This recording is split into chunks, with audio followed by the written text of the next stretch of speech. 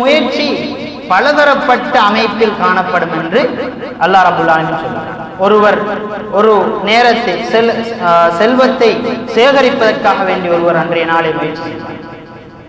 இன்னொருவர் செல்வத்தை சேர்த்து கொண்டு அமலையும் சேர்த்து கொண்டு அன்றைய நாளை கழிப்பார். ஒவ்வொருவருடைய ஒவ்வொரு நாளும் ஒவ்வொரு வித்தியாசமான முயற்சிகளை கொண்டிருக்கும் என்று அல்லாஹ் சொல்லிவிட்டு சொல்கிறான். فَأَمَّا مَنْ أَعْطَى وَاتَّقَى وَصَدَّقَ بِالْحُسْنَى எவர் கொடுத்து தக்குவா இறை உணர்வு பெற்று இந்த இஸ்லாமிய மார்க்கத்தை உண்மைப்படுத்துகிறாரோ فَسَنُيَسِّرُهُ لِلْيُسْرَى அவருக்கு நாங்கள் இலகுவான வாழ்க்கையை கொடுப்போம். அவருடைய வாழ்க்கையை இலகுபடுத்தி விடுவோம். கண்ணியத்துக்குரிய சகோதரர்கள், இந்த இடத்தில் அல்லாஹ் ரப்பல் ஆலமீன் 3 விடயத்தை சொல்கிறார். அஅத்தா, தக்வா, சத்தக பில் ஹுஸ்னா.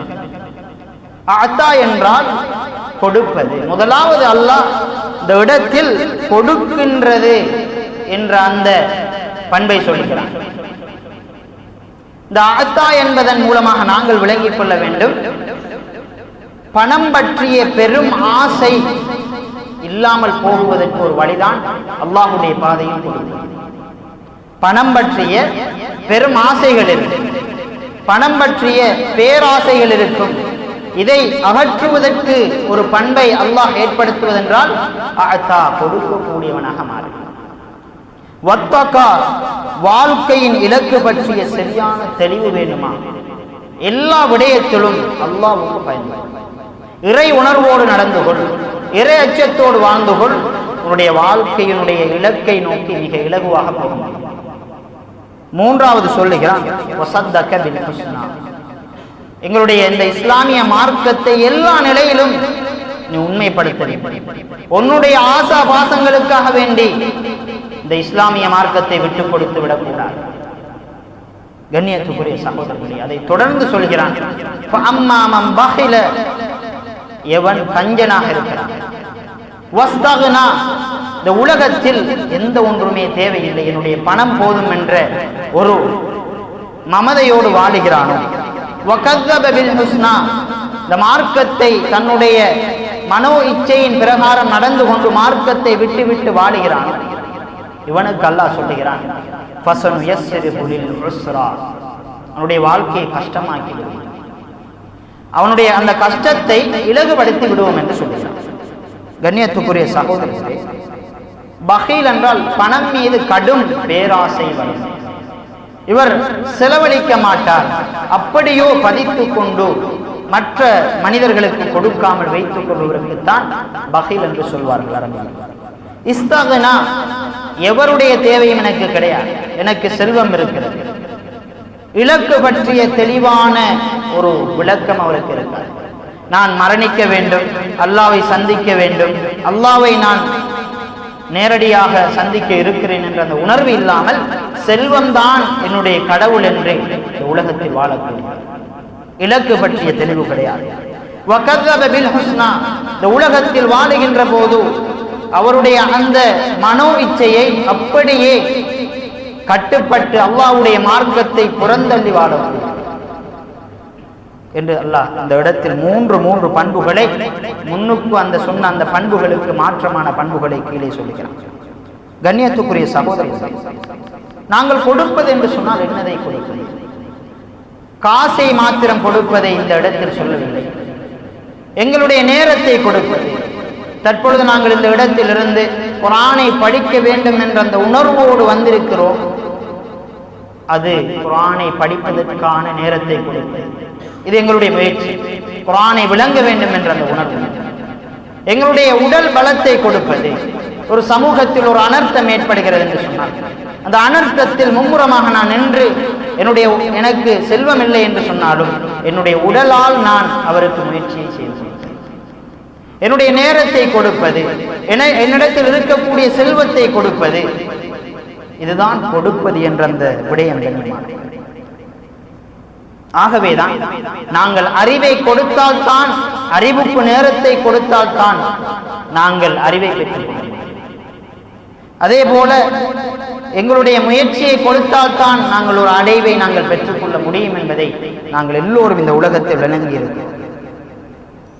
ஆகவே கண்ணியத்துக்குரிய சகோதரர்களே, நாங்கள் கொடுத்தால்தான் ஒன்றை அனுபவிக்க முடியும் என்பது எங்களுக்கு தெரியும். உதாரணமாக, நாங்கள் ஒரு பாதையில் ஒரு மரம் இருக்கிறது, பொதுவான ஒரு மரம். அந்த மரத்தில் கனிகள் பல காய்த்து உண்ணுவதற்கு பல வழிகள் இருக்கிறது. வருகின்ற பாதையில் வருகின்ற அனைவரும் அதில் எடுத்து சுவைத்துக் கொள்கிறார்கள். அதற்கு பிறகு ஒரு 2 வருடங்களுக்கு பிறகு அந்த இடத்தை ஒருவர் வாங்கிக் கொள்கிறார். அதை செல்வம் கொடுத்து, பணத்தை கொடுத்து அந்த இடத்தை வாங்கிக் கொண்டதற்கு பிறகு அந்த பாதையில் செல்லக்கூடியவர்கள் யாராவது அந்த மரத்திலிருந்து பழங்களை பறித்துக் கொள்வார்கள். அந்த மரத்திலிருந்து யாருமே பறிப்பதற்கு அனுமதிக்க மாட்டார். ஏனென்று சொன்னால் அவர் கொடுத்து அந்த இடத்தை பெற்றுக் கொண்டு விட்டார்.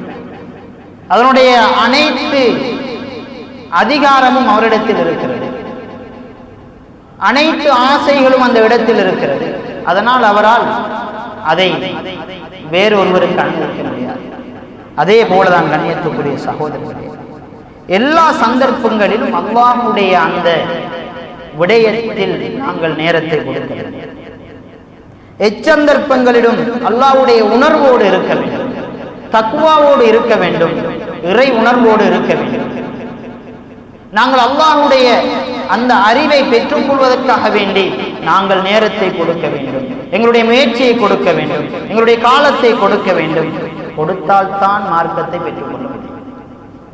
கொடுக்காமல் இருந்து கொண்டு மார்க்கத்தை கற்றுக்கொள்ளவும் முடியாது, மார்க்கத்தை பின்பற்றவும் முடியாது, மார்க்கத்தை நேசிக்கவும் முடியாது. நேரத்தை கொடுக்க வேண்டும், எங்களுடைய முயற்சியை கொடுக்க வேண்டும். இஸ்லாத்தை படிப்பதற்காக எங்களுடைய நேரத்தை கொடுக்க வேண்டும், இஸ்லாத்தை கற்றுக்கொள்வதற்காக எங்களுடைய முயற்சியை கொடுக்க வேண்டும். கொடுத்தால் இஸ்லாத்தை நேசிக்கிறேன். எவ்வாறு நான் வாங்கியதற்கு பிறகு அந்த நிலத்தை, அந்த மரத்தை நேசிக்கிறேனோ, அதே போல இஸ்லாத்துக்காக வேண்டி இஸ்லாத்தை படிக்க வேண்டும் என்ற அந்த உணர்வு வருகின்ற போது இஸ்லாமிய மார்க்கத்தை நேசிக்க வேண்டும். இஸ்லாத்தை எச்சந்தர்ப்பத்திலும் நாங்கள் விட்டுக் கொடுக்க மாட்டோம், நேசிக்க கூடியவர்களாக நாங்கள் மாறுவோம் என்பதை நாங்கள் இந்த வசனத்தின் மூலமாக நாங்கள் விளங்கிக் கொள்ள வேண்டும். அதே போல கண்ணியத்துக்குரிய சகோதரர்களே, எப்பொழுதும் எங்களுடைய ஆசைக்கு இஸ்லாத்தை நாங்கள் விட்டுவிடக்கூடாது. உதாரணமாக, நாங்கள் சொத்துக்களை பங்கிடுகிறோம், பங்கிட்டு விட்டு எங்களுடைய தகப்பனார் மரணித்து விட்டார் என்று வைத்துக் கொண்டால், அவர் பங்கிட்ட விடயங்களை நாங்கள் பார்க்கின்ற போது பிழையாக பங்கிட்டு இருக்கிறார், இஸ்லாத்துக்கு முரணாக பங்கிட்டு இருக்கிறார் என்றால்